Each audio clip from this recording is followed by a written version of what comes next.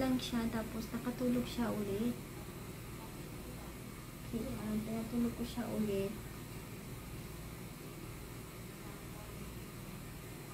Merong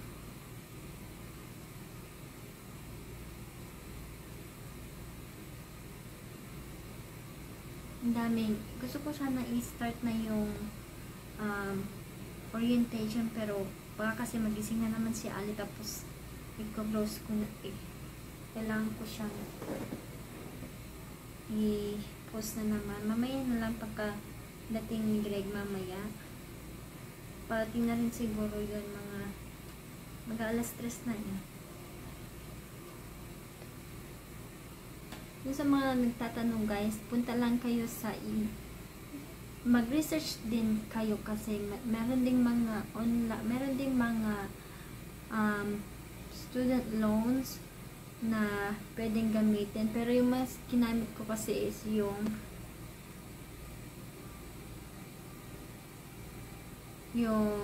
through government, kasi mas maganda sa kanila kasi babayarin nila ng full yung scholarship, hindi na yung scholarship, pero mas maganda, tingin ko mas maganda sa kanila. Kaya mag-research kayo ng 5 school kung saan maganda, para next year alam niyo kung saan school yung pupuntahan niyo na i-research niyo. Mag-research kayo maganda ba sila, i-research niyo sila isa-isa para alam niyo yung mas magandang eskwelahan.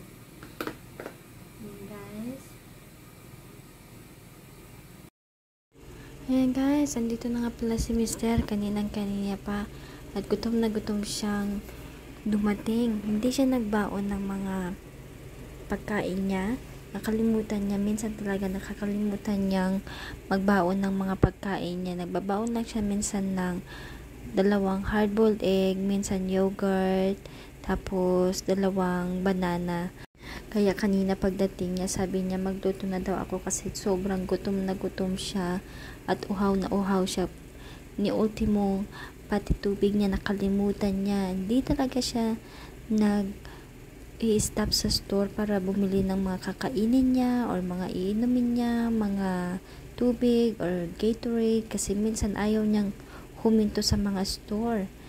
Talagang nagtitipid tong asawa kong to, pero bahala na siya. Siya naman yung mauuhaw, siya naman yung magugutom. Sabi ko sa kanya, huminto siya sa store kahit bili lang siya ng 1 galon ng tubig, kasi sobrang init dito sa Orlando guys, super. Mas mainit pa siya kaysa sa Pilipinas. Kaya nga pala, magluto na nga tayo kasi gutom na itong asawang Mr. na to. Sobrang gutom na siya. Kanina pa siya naghihintay na maluto tong lulutuin ko. Lulutuin ko nga pala guys is chicken thighs. Tinanggalan ko lang yung mga buto. Ang ginagamit kong mga seasonings dito pag mga ganito is yung Montreal na dry rub. Masarap siya guys. Masarap siya sa chicken, sa pork chop, at saka sa steak. Kaya yan guys, magluto nga muna tayo kasi gutom na siyang isa.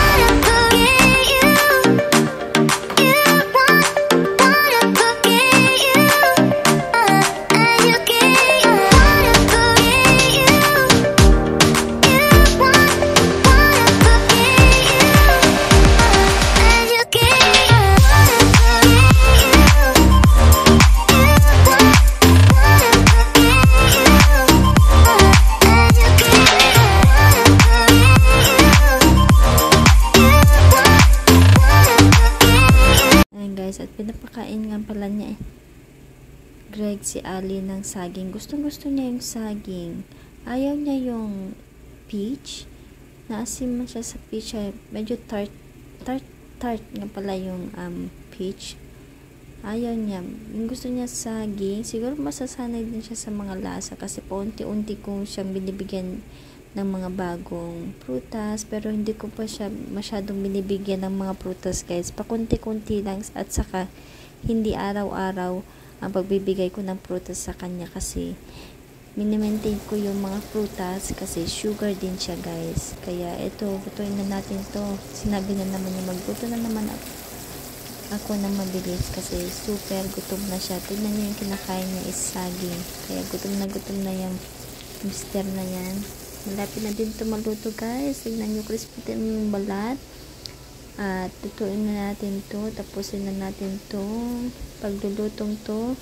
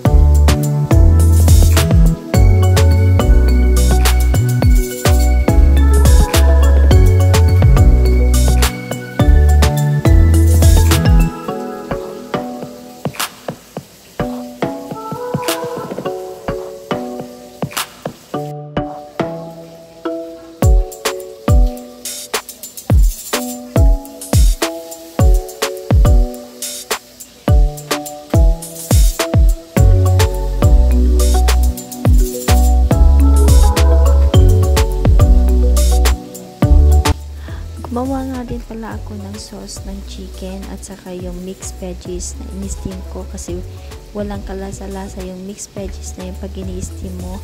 Gumawa ako ng mushroom gravy. Dinagyan ko siya ng cayenne para maanghang-anghang yung ating gravy kasi sobrang hilig ko sa maanghang, guys. Alam niyo ba yung maanghang?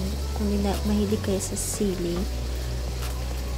pwede siya, hindi siya pwede sa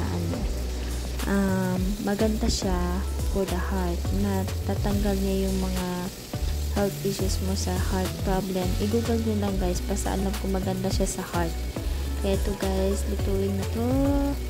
Tapos na to. Anyway nga pala, guys, sa mga nagtatanong sa ating mga kung paano ako na-approve sa ating program, andito nga pala sa ating email. Ngayon ko lang siya nakita. Sasabihin ko sa inyo, guys, detail by detail. Maglalagay ako ng video ng separate para maintindihan yung mas maayos para sa mga nagtatanong kung saan ako pumunta, saan ako research, paano ako na-approve, ganyan. Para i-separate ko yung video yun, guys. Magagawa ako ng short video para lang doon, para mas maintindihan nyo ng maayos. Ito nga pala, guys. Tapos na tong ating linuto, kaya pagsilbihan na natin si Mister kasi kanina pa siya gutom na gutom. Lagi ko siyang pinapaunang kumain kasi alam ko hindi siya masyado nagdadala ng pagkain niya sa work at saka hindi siya humihinto sa mga store para bumili ng pagkain niya sa work. Kaya yan, guys, pakainin na natin to at kanina pa siya gutom na gutom.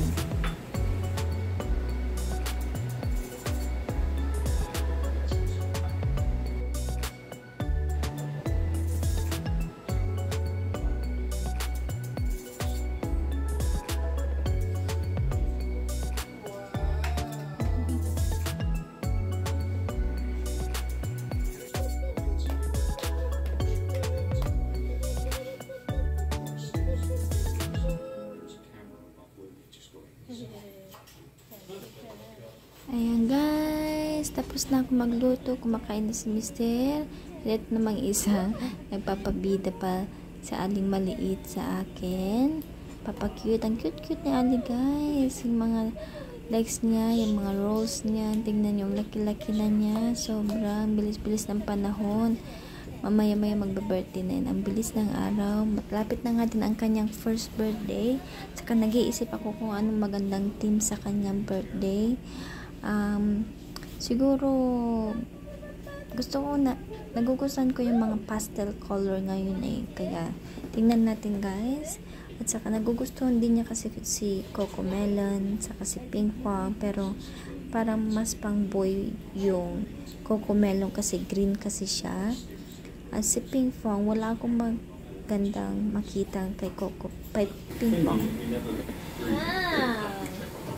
Before we check all the other entrances, look at this door. A bit spicy in there. I was going to say, man, does that have sriracha on that? Tapos na si Mister, ako naman ang kakain. Pagkatapos ni Greg kumakain din ako kaagad. Tapos naglalagin sa portal, check yung mga announcements sa school, mga ganyan, kung may mga announcement ba na bago. Saka 2 araw na lang guys bago mag-umpisa ang school. Sobrang napapanik ako. Kaya orientation nga din pala ngayon guys. Tapos na ako sa webinar kahapon. Orientation naman ngayon. Ready for your walk, baby? Yung orientation is second orientation na to. Yung orientation na to is yung i-welcome nila ako ulit. Tapos may yung mga orientation na with the faculty and staff yata yun. Nakalimutan ko, basta sasama ko kayo sa orientation mamaya. At ito, tapos na kami kumain, maglakad-lakad kasi yung orientation is mamaya mga 8:30 PM. Maglalakad-lakad muna kami sa aming mga kapitbahay. Tingnan nyo yung mga aming kapitbahay. At tingnan nyo guys, sobrang init dito. Meron ding electric fan si Ali. Super init dito. Nasa 100 degrees. Mas mainit pa siya kaysa sa Pilipinas. Feeling ko mas super init dito. Walang kang makita kahit ni isang dahon na gumalaw. Wala kang maramdaman na hangin. Sobra yung init dito. Super. Kaya maglakad-lakad muna kami guys.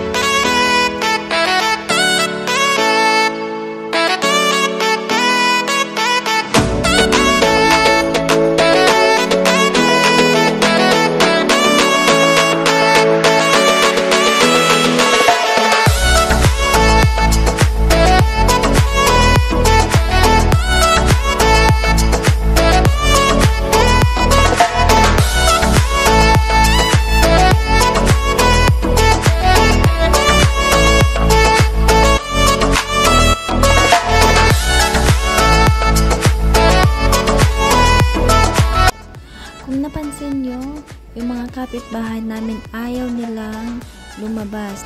Ganyan dito sa Amerika guys.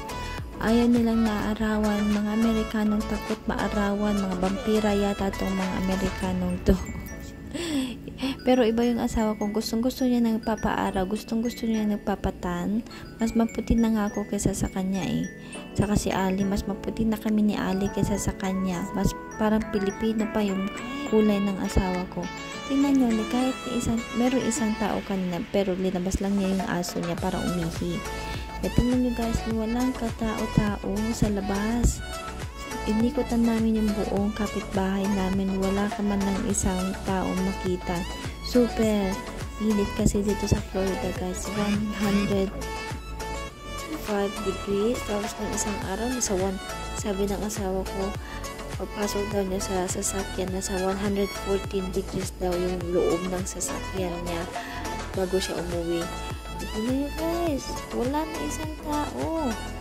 Pero pag winter naman, kikita mo may mga tao na sa labas, nagde-decorate, mga ganyan. Pero dito talaga, sobrang init. Summer na summer dito, wala talagang tao. Kaya tingnan nyo si Ali, pag hindi ka bumili ng electric fan na ilalabas mo si Ali, pawis na pawis yan guys. Super pawis yung ulo niya, pawis na pawis yung buong katawan niya. Kawawa siya pag hindi mo siya hindi mo bilhan ng electric fan si Ali. Super init guys. Kawawa yung mga bata pag nalabas sa ganitong sobrang araw. Init. Super. Tignan nyo guys. Wala ni isang tao. Takot maarawan yung mga Amerikano. Uuwi na kami guys. Kasi malapit na yung ating orientation. Malapit na din kami sa bahay. Pauwi na kami.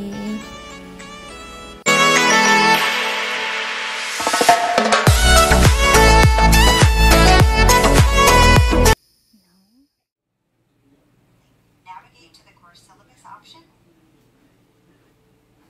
Selecting the course syllabus option triggers a pop-up menu allowing for the document to be downloaded.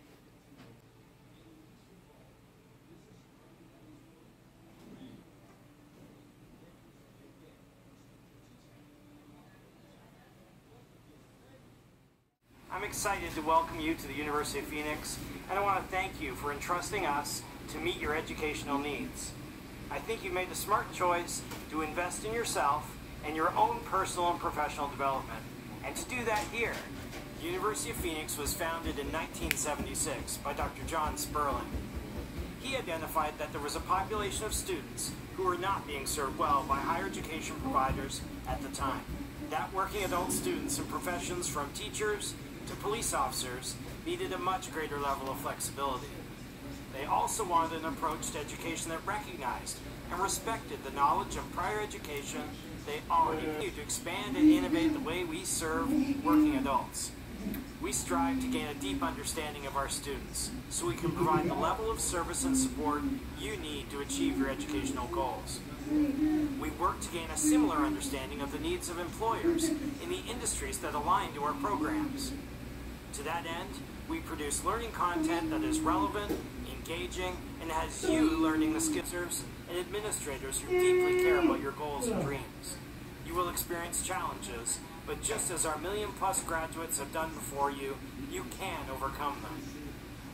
I believe in the transformative power of education, not just for students, but for families, organizations, and communities students belong to. I sincerely hope you experience this kind of growth as you progress forward in your program. That potential exists for you because you've decided to continue your educational journey. I commend you on your decision to pursue higher education, and I welcome you to the University of Phoenix. Tapos na yung orientation, 30 minutes lang talaga siya.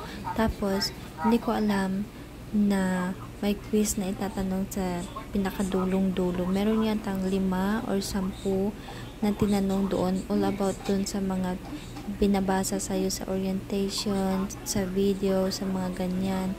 Hindi ko alam na may quiz. Pero, answeran ko lang to guys. Sana lahat ng mga isasagot natin ay tama. Yan, nasagot ko siya. I-click ko lang yung submit. Tingnan natin kung yeah, you did it. Nasagot natin lahat guys.